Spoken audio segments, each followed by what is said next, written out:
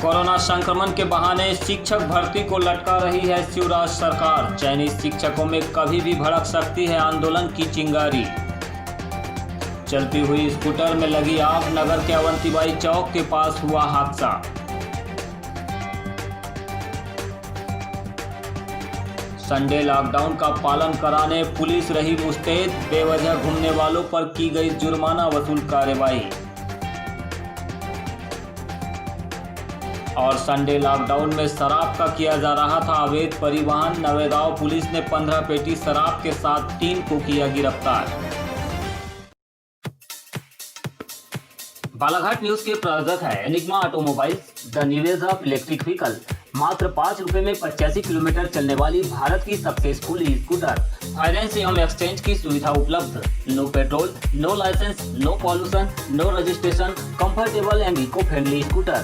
संपर्क करें Sunil bike motors, Gondia road, एक्सीआई गोदाम के सामने, कोसनी, बालाघाट। Contact detail 9424969460 8770029001।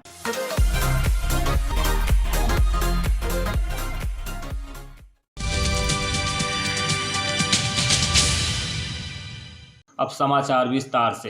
कोरोना संक्रमण के मद्देनजर प्रदेश सहित बालाघाट जिले में रविवार को संपूर्ण लॉकडाउन का असर दिखाई दिया। ये नियम पिछले रविवार से लागू है। आज लॉकडाउन का दूसरा रविवार था और सड़कों पर सन्नाटा पसरा हुआ था। जिला कलेक्टर दीपक आर्य के निर्देश के अनुसार पूरे शहर में सुबह 5 बजे से लेकर रात्रि 12 बजे तक कंप्लीट लॉकडाउन रहा। केवल अति आवश्यक सेवाएं छोड़कर सभी दुकानें और कार्यालय बंद रहे। जो लोग बेवजह घूमते नजर आए उनके खिलाफ कार्रवाई भी की गई। देश भर में बढ़ते कोरोना संक्रमण के वायरस को रोकने के लिए एक बार फिर से राज्य शासन के निर्देश पर जिले सहित प्रदेश में यूरी संडे लॉकडाउन की घोषणा की गई है। और इसी के परिपालन में बालाघाट यातायात पुलिस और पुलिस के जवान मिलकर सघन चेकिंग इस समय काली पुतली चौक में कर रहे हैं। आप ये तमाम तस्वीरें देख रहे हैं काली पुतली चौक से, जो कि बालाघाट का एक प्रमुख चौराहा है। यहाँ पर पुलिस के द्वारा निरंतर लॉकडाउन के बीच में लॉकडाउन का उल्लंघन करने वाले जो लोग हैं, जो बाहर निकल रहे हैं, ऐसे लोगों की सघन चेकिंग करते हुए उन पर जुर्माना कार्रवाई की जा रही है।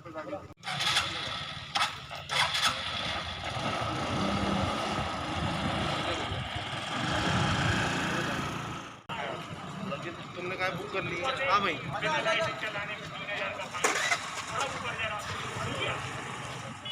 जाओ, ठीक है, हम जाएंगे। चलो, जाओ जाओ। हाँ, इसका काटना, उसका लड़के का।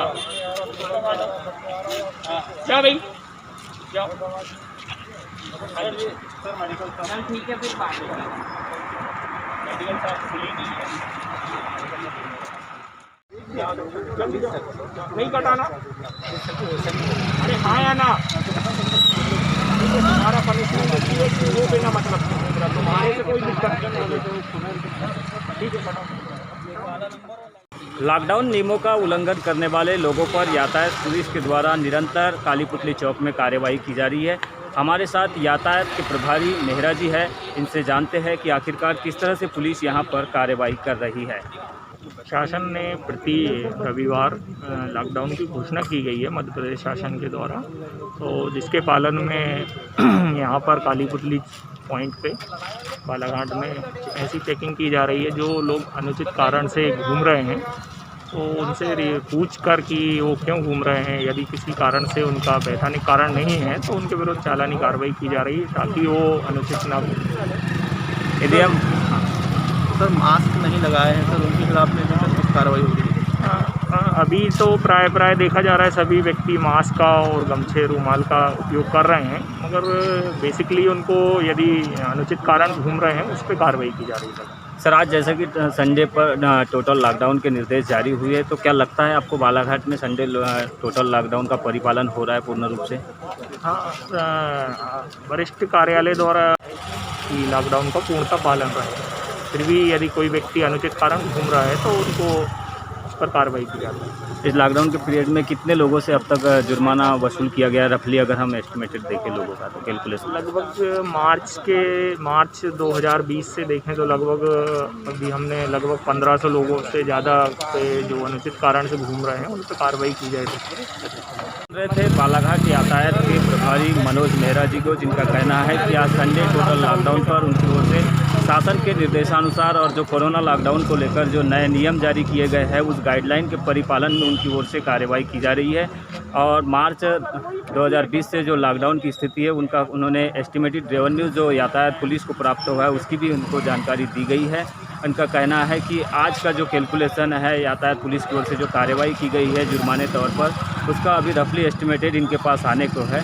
तो फिलहाल आप बने रहिए बालाघाट न्यूज़ के साथ, हम आपको आगे और दिखाएंगे कि आज किस तरह से बालाघाट शहर में रहा लॉकडाउन का पूर्णतः असर।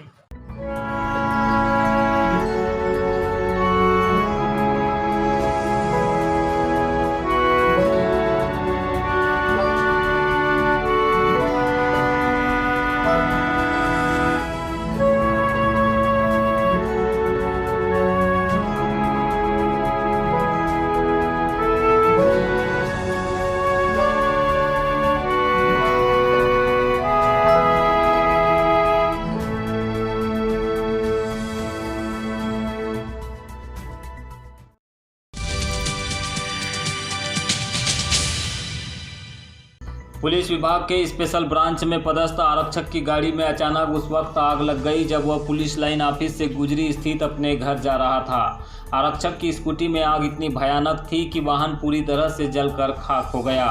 इस हादसे में गनीमत यह रही कि आरक्षक को इस घटना में कुछ नहीं हुआ। नगर पालिका की फायर ब्रिगेड की मदद से वाहन की आग को बुझाया गया।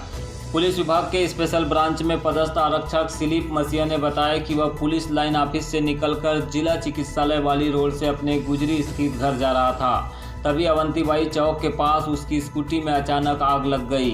आग लगने की सूचना उसे पीछे से आ रहे एक व्यक्ति के द्वारा दी गई थी। तभी उसने गाड़ी को रोका और देखा तो गाड़ी में पीछे तेजी से आग जल रही थी।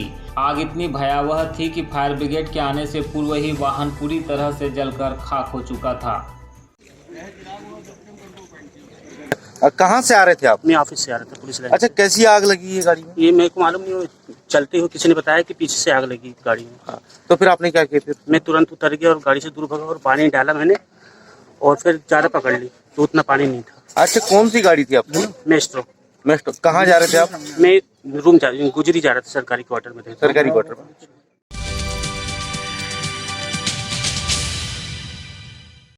मध्य प्रदेश में पिछले 1 साल से नियुक्ति का इंतजार कर रहे उच्च माध्यमिक एवं माध्यमिक शिक्षकों के सत्यापन की कार्यवाही पर रोक लगाने से एक बार फिर शिक्षकों की उम्मीदों को बड़ा झटका लगा है। प्रदेश सहित जिले भर के कई अभ्यर्थी जो चयनित हो चुके हैं वे बेसब्री से नियुक्ति का इंतजार कर रहे हैं, लेकिन सरकार है कि शिक्षक भर्ती को आए दिन लटका रही है। पहले कोरोना लॉकडाउन के बहाने सरकार ने चयनित शिक्षकों की नियुक्ति को टाला, तो वही अब सत्यापन कार्य शुरू करने के बाद फिर से उस पर सरकार ने कोरोना के बहाने रोक लगा दी है। इसी को लेकर प्रदेश भर के हजारों अभ्यर्थियों में सरकार के खिलाफ आक्रोश भड़क रहा है। एक ओर जहां शिवराज सरकार कोरोना का बहाना बताकर भावी शिक्षकों के साथ छलावा कर रही है, तो वही दूसरी ओर विपक्ष के द्वारा भी इस मुद्दे को भुनाने का कोई प्रयास नहीं किया जा रहा है, जिससे शिक्षकों की उम्मीद टूटते जा रही है। शिक्षकों से जुड़े इस अहम मुद्दे पर सरकार का ध्यान आकर्षण कराने के लिए अभ्यर्थियों ने आज सत्यापन कार्य फिर से शुरू कराए जाने राज्य मंत्री रामकिशोर नानोकावरे को ज्ञापन दिया। इस मौके पर नवीन मंडाले, आरिफ खान, गौतम गजबिये, सुनील एड़े, आशीष बारमाटे सहित अन्य पात्र अभ्यर्थी शामिल हुए, जहां उन्होंने इस समस्या के निदान के लिए राज्य मंत्री से अविलंब रास्ता निकाले जाने की मांग की है। अब वो हमको नियुक्ति नहीं देना चाहते, उनको देना चाहिए, नहीं तो युवाओं में इतना आक्रोश अब भर चुका है कि वो कुछ ना कुछ ऐसा कदम उठाएंगे कि उनको फिर मुश्किल हो जाएगा संभालना।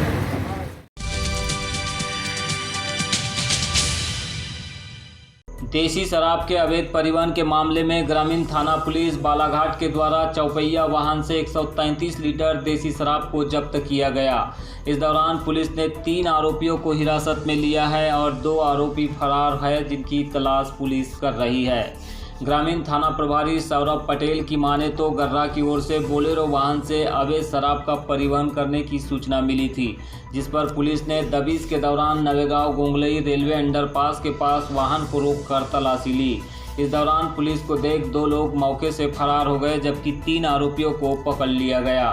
थाना प्रभारी ने बताया कि पीछे सीट में 15 पेटी आबकारी विभाग की सील लगी हुई शराब मिली, जो कि कुल 133 लीटर है। गिरफ्तार किए गए आरोपियों में किरनापुर हिर्री निवासी धर्मेंद्र बिरनवार और राहुल शामिल है। इसके अलावा भागने वाले आरोपियों में राजा खान, शिवम डोंगरे है, जिनकी पुलिस के द्वारा तलाश की जा रही है। मुखबिर सूचना से जानकारी प्राप्त हुई थी कि कुछ लोग बोलेरो में भारी मात्रा में अवैध शराब का परिवहन कर रहे हैं। तो जैसे ही सूचना हमारे नवेगांव थाने को प्राप्त हुई तो उन्होंने वरिष्ठ अधिकारी को सूचित किया, तो हम लोगों ने एक टीम बनाई और टीम हमने फिर भेजी जो गोंगलई जो नाका है उधर पे गए। तो पता चला कि गर्रा तरफ से बोलेरो आ रही थी। तो जैसे टीम ने उनको चारों तरफ से घेर के पकड़ने की कोशिश की तो जो चालक था वो भाग गया, मगर जो 3 आरोपी जिसमें से एक नाबालिग है वो लोग पुलिस की गिरफ्त में आ गए।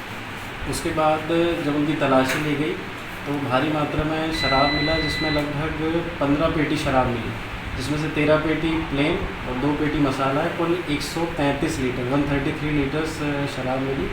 तो ये काफ़ी गंभीर अपराध है, इसलिए 34(2) जो आबकारी एक्ट का कार्रवाई होती है वो इन आरोपियों के विरुद्ध की गई है और जो आरोपी भागा है उसे पकड़ने की सख्त कार्रवाई की जाएगी।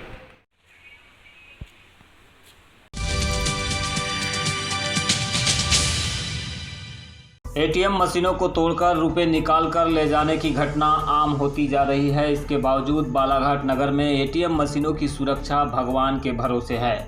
नगर के अधिकांश एटीएम मशीन पर सुरक्षा गार्ड तैनात नहीं है। ऐसे में नगर के एटीएम मशीनों से कब रुपए चोरी हो जाए कुछ कहा नहीं जा सकता। जानकारी के अनुसार बालाघाट नगर सहित जिले भर के एटीएम की यही स्थिति है। वहीं कई एटीएम तो ऐसी जगहों पर लगे हैं जहां रात को यह जगह सुनसान हो जाती है। कई एटीएम तो ऐसे भी है जहां सीसीटीवी कैमरे तक खराब हो चुके हैं, तो कई एटीएम के डोर से लेकर कांच तक टूट गए, जिस ओर बैंक ध्यान नहीं दे रहे। ऐसे में चोर इन कैमरों की सुरक्षा को धता बताकर चोरी करने की घटना को अंजाम देने में कामयाब हो जाते हैं और पुलिस हाथ पर हाथ धरे रह जाती है।